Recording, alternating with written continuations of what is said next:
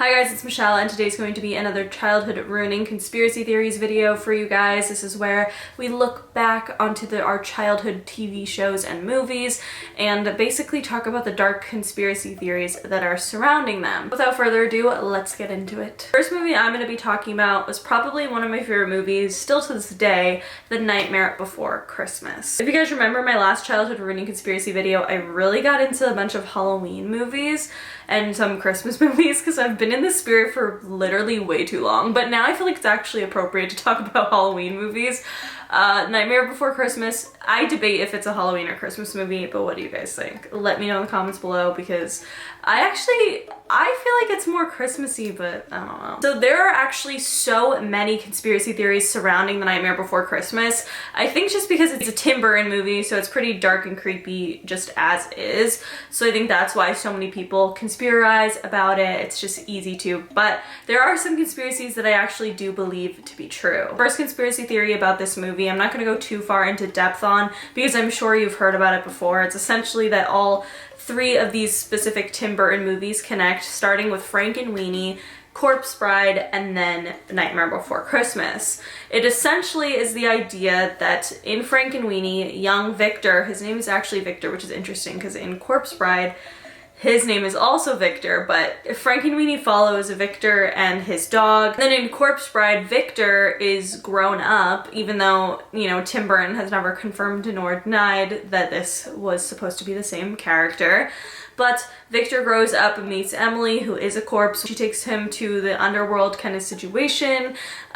He discovers his, dog who had passed away. So it is definitely uncanny, the resemblance, obviously. And I actually believe that part of the theory. I think that Frankenweenie, just because the characters are the same name, I feel like they actually do connect Frankenweenie to Corpse Bride. But people take it a step further, claiming Victor and Frankenweenie are actually also Jack Skellington and Zero. So once Victor dies and goes to the afterlife, he becomes Jack Skellington and his dog follows him, in the afterlife, and that is the dog we see as Zero.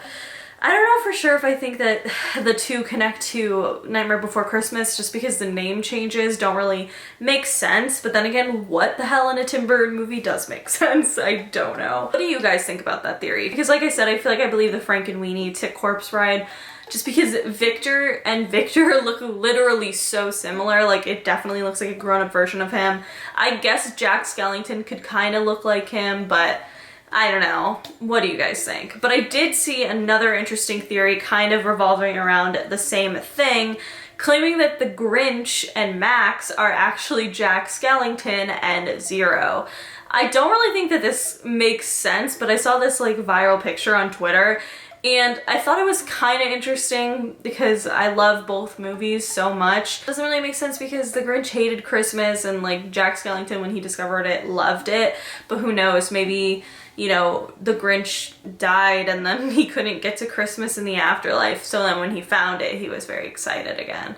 But once again, I don't see the connection between those two movies. But what do you guys think? Now, the very interesting conspiracy theory surrounding The Nightmare Before Christmas that I actually 100% believe because it makes a lot of sense revolves around Tim Burton himself. Tim Burton was actually a writer and just basic employee at Disney for quite some time before he was eventually fired. And you might be confused because they've definitely worked together in recent years and they continuously worked together even after he was fired. We're going to talk about that in a second, but essentially this conspiracy theory surrounds the idea that The Nightmare Before Christmas is a representation of Tim Burton's relationship with Disney. Once you get into it, it actually makes a lot of sense. So obviously if you've ever seen a Tim Burton movie and if you've ever seen a Disney movie, Tim Burton's style of writing and production is very much dark and twisted in comparison to the light and fluffy shit that is Disney. So I just can definitely see where they probably butt heads creatively quite a bit. When Tim Burton was fired from Disney, it was actually when he made the short version of Frankenweenie. There was actually like a short film version in 1984 that was released way before the, you know, later in the 2000s Frankenweenie like full-length movie. But Disney ended up firing Tim Burton under the pretext that he was spending too much of the company's money on movies that children would be too scared to watch, essentially. Of course, like I said, they did end up working together on The Nightmare Before Christmas, and several other Tim Burton films are like made by Disney.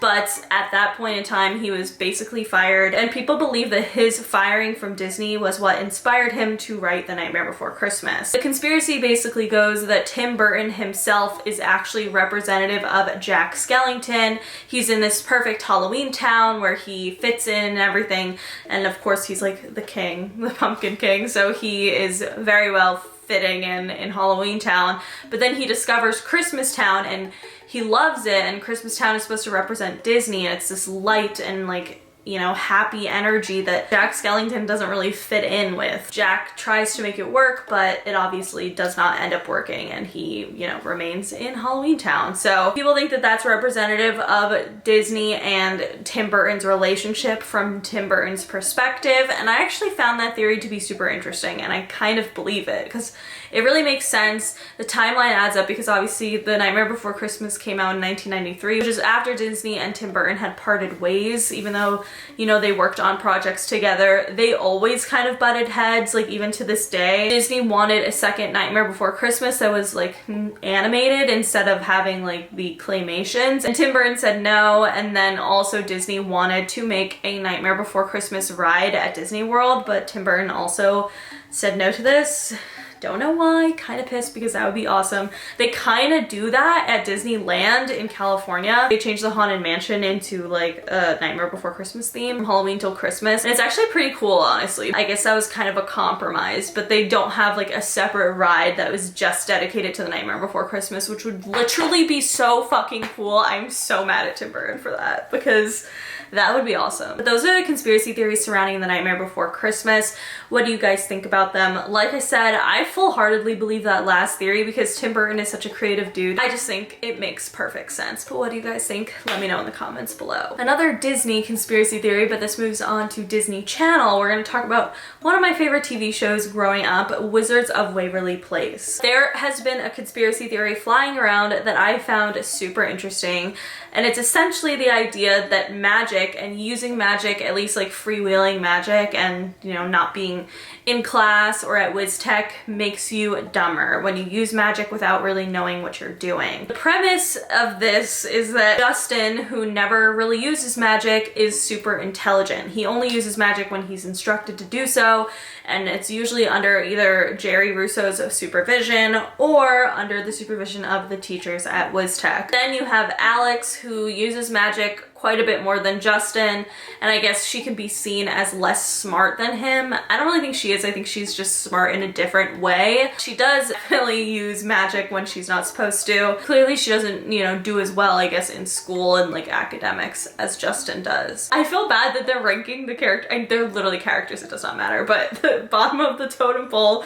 in the smarts department, I guess, would be Max. Max used magic all the time, like whenever he wanted, and he pretty much always did it wrong, because even though Alex was using magic a lot, she would get it wrong quite a bit, but not as much as Max did. Max pretty much, I don't feel like he ever did a spell that was right. I'm not even sure that I believe this theory, but it kind of makes sense, because if you think about it, if you were a wizard, why are they so annoying about using magic outside of class? And I get when they're not in the wizarding world, it can be kind of like scary to use magic outside of that, because, you know, a mortal could see you using magic and then it would, you know, create a spiral, because you're not supposed to tell the mortals that, you know, wizards exist. So I could definitely see where that would be an issue, but even when they're at Wiz Tech, which is in the wizarding world, they're still annoying about them using magic whenever they want. So I don't know, maybe there is kind of some logic to this theory, because I feel like if my parents were like Jerry and Teresa Russo, I would be so damn annoyed that no one would like let me use magic whenever I wanted to, because imagine having magical powers and being a fucking wizard and your parents are just not letting you use it.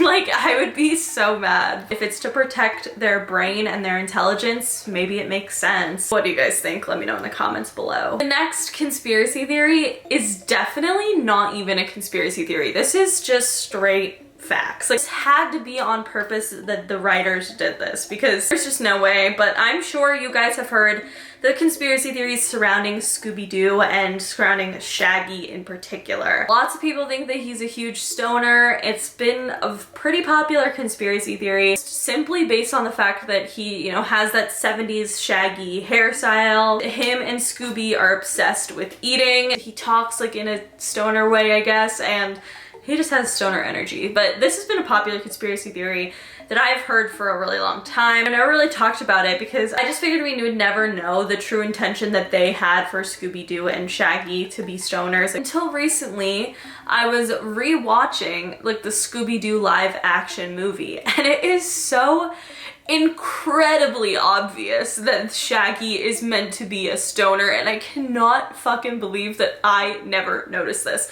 I mean, I guess because I was a kid and I didn't really know what that was, but it is so obvious that it's literally not even a conspiracy at this point. First of all, starts with the mystery van. Completely looks like it's being hotboxed. There's like smoke coming out of the top of the mystery van. It's very obvious that it's supposed to look like they're hotboxing. Then they cut the cameras into the actual mystery van and they're cooking burgers and not actually smoking. So it's pretty obvious that that was what it was meant to look like they were doing. And I just think that's wild. Like, I cannot believe that they actually like fully did that. And then even more so, on the plane, Scooby-Doo meets a girl named Mary Jane. Even when she tells him that her name is Mary Jane, he goes like, that's my favorite name. I cannot believe what was not clicking for me before I watched it like recently. I know that I had watched it when I knew what that was. Like, there's no way it's been that long since I've seen this movie. Like, cause I have so many vivid memories of this movie, like of, you know, the fucking spooky island and everything. Also, other people think that like the Scooby snacks are edibles. I don't know if I would go that far, but you know, they do both eat them. Just, I cannot believe that I don't remember like how obvious they made it that Shaggy is a stoner. Like, it's not even, to me, it's just not even a conspiracy at this point. It's just facts. But what do you guys think? Also, let me know if you were a kid or in like middle school or something and you noticed that, because it's so out of pocket. Like, it's so obvious. Also, let me know if you didn't, because I'm curious if I was the only dumb one. But yeah. Next conspiracy theories we're gonna be talking about revolve not around a show or a movie, but around a childhood place, Chuck E. Cheese. And don't worry, we're not gonna be talking about the pizza because that's very old and we already did that. I wanted to look into what are some like just wild and childhood ruining facts about Chuck E. Cheese when we actually like went there, because like this was the 90s, 2000s, like what was going on in my favorite place on the planet as a kid. I literally loved Chuck E. Cheese so fucking much, like not a normal person. Like, I was obsessed with Chuck E. Cheese. I would have all my birthday parties there. I just loved it. Like, I would just go all the time. It was so much fun. But there was some pretty dark shit happening at Chuck E. Cheese during the time that a lot of us went as kids in the late 90s and early 2000s, and it's pretty disturbing. There was a pretty crazy conspiracy theory that was floating around. My friend Loie actually did a video about it, and it's basically ended up being a hoax, but it was talking about how 5 children were kidnapped from a Chuck E. Cheese. And this was allegedly had happened in 2020. There was like fake news articles that basically got it, you know, spreading, and basically the person who spread this was probably trying to mimic the Five Nights at Freddy's video game series, because I guess that's what happens on that. Don't know, I don't really play video games. I thought up until that point that Five Nights at Freddy's meant Freddy Krueger, so that's kind of embarrassing. But nonetheless, this got me thinking, has anyone ever been kidnapped from a Chuck E. Cheese? Because it seems like obviously a target spot for fucking creepy people to kidnap children, because there's a ton of children running around. Their parents are probably not supervising them at all times. And so I wanted to know if it had actually ever happened before, and the answer is yes. It's actually pretty difficult to leave with a child that's not yours from Chuck E. Cheese. If you remember, you would get stamped when you walked into Chuck E. Cheese, and each party would have the same number. So if you and your mom went, you would get stamped with number 2, and like, but it's like more numbers than that. And then your mom would also get stamped with the same amount of numbers and the same exact numbers. So when you left, they would check both parent and the child. So you had to have matching stamps, which would mean that you had to come with the person that you left with, basically. Which is why the kidnapping that happened at Chuck E. Cheese in 2003 was insane. So a girl named Amber Nicholas was about to be 1 year old when she was kidnapped from Chuck E. Cheese. She was living with her foster family at the time because she had been forcibly removed from her grandmother's house. Her mother had already given up the rights to this child, and she was living with her grandmother at the time, but then was taken away and moved into a foster home. On September 21st, 2003, Amber was at a Chuck E. Cheese in Norwalk, California, during an approved visitation with 3 of her teenage aunts. So this was why it's kind of dicey, because they did actually show up to the Chuck E. Cheese with Amber, which was why they were allowed to leave with her. But it was supposed to be like, you know, a supervised visitation because they do not have the rights to Amber, but they ended up kidnapping her right from the Chuck E. Cheese. 2 of the aunts actually got arrested like pretty much immediately, but sadly one of the aunts, who was aged 13 years old, got away with Amber. This is where the story gets crazy, because 7 years later, Amber was found and she was well and okay, living in Phoenix, Arizona. And you'd think she'd probably be living with her aunt or somebody related to her, but no, she was living with a completely random couple who had no relation, and no one is still to this day sure how they got Amber or what happened. Obviously there's probably conspiracy surrounding that, you know, there was some financial compensation between the 13-year-old aunt and this couple, but there's really no way to know. And the new adoptive mother clearly knew that she was doing something wrong, because when the police showed up, she tried to actually hide Amber. So it's a very, very weird situation, and it's very weird that this all stemmed from a little, like, supposed to be, you know, visitation with her aunts at a Chuck E. Cheese. That's the only kidnapping that I could find that actually happened at Chuck E. Cheese. The next thing that was just so childhood ruining to me, because I cannot believe that this happened at a Chuck E. Cheese, actually happened in 2014. A 28-year-old and a 27-year-old were arrested at a Chuck E. Cheese in Costa Mesa, California for smoking heroin in the bathroom. And you might be thinking, why would they choose a Chuck E. Cheese to smoke heroin in the bathroom of? Like, why? Because that's where their drug dealer gave them the drugs. Their drug dealer, literally, they met up with their drug dealer at a children's, like, family establishment and then smoked the heroin that they just bought in the bathroom. I just cannot believe that, because I thought Chuck E. Cheese was one of the places that you had to have a kid with you to go in. Like, you couldn't just go in without, you know, any child with you. And if that's the case, that makes the story even worse, that they, like, you know, maybe brought their little brother or something with them and bought heroin and then smoked it in the bathroom at Chuck E. Cheese. Like, I just can't believe that happened. Drug dealers are meeting up at Chuck E. Cheese. Like, I guess who would suspect it? So it's kind of smart, but also just really, really fucked up. The last thing that we're going to be talking about is probably the thing that disgusted me the most about Chuck E. Cheese. Definitely ruined my childhood the most about, honestly, from all of these conspiracy theories, is I think this was the worst. I cannot believe that I didn't know this until literally recently, but the ball pits at Chuck E. Cheese, and probably anywhere, are so grotesque, like actually disgusting. And I kind of thought about that as an adult, because obviously, like, a lot of kids go in there every day. It's bound to get messy, but I didn't really think about that kids go to the bathroom in the ball pits. Like, just because I obviously did not as a kid, so like I just didn't think that was like a thing that people did. But not only in the ball pits at Chuck E. Cheese, like the slides, like everything. Like, the employees took to Reddit and talked about the most, like, disgusting situations of throwing up and going to the bathroom, like everything that like people would do in the Chuck E. Cheese like gymnasium. But the thing that grossed me out the most is that this ex-Chuck E. Cheese employee was talking about this on Reddit regarding the ball pit and how they cleaned it. So the ex-Chuck E. Cheese employee said, quote, "Don't ever let your kid play in the ball pits.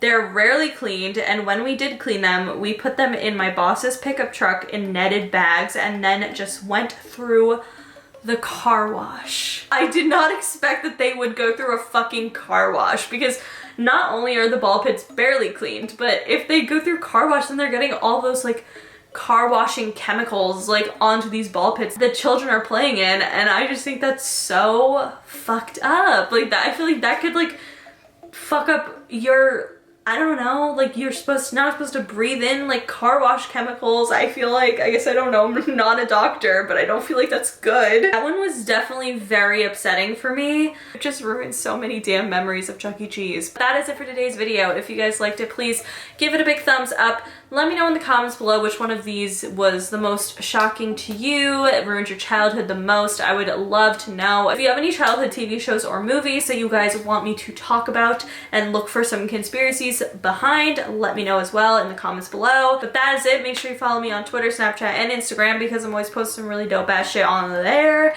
Subscribe for new videos every week, and I will see you guys later. Bye!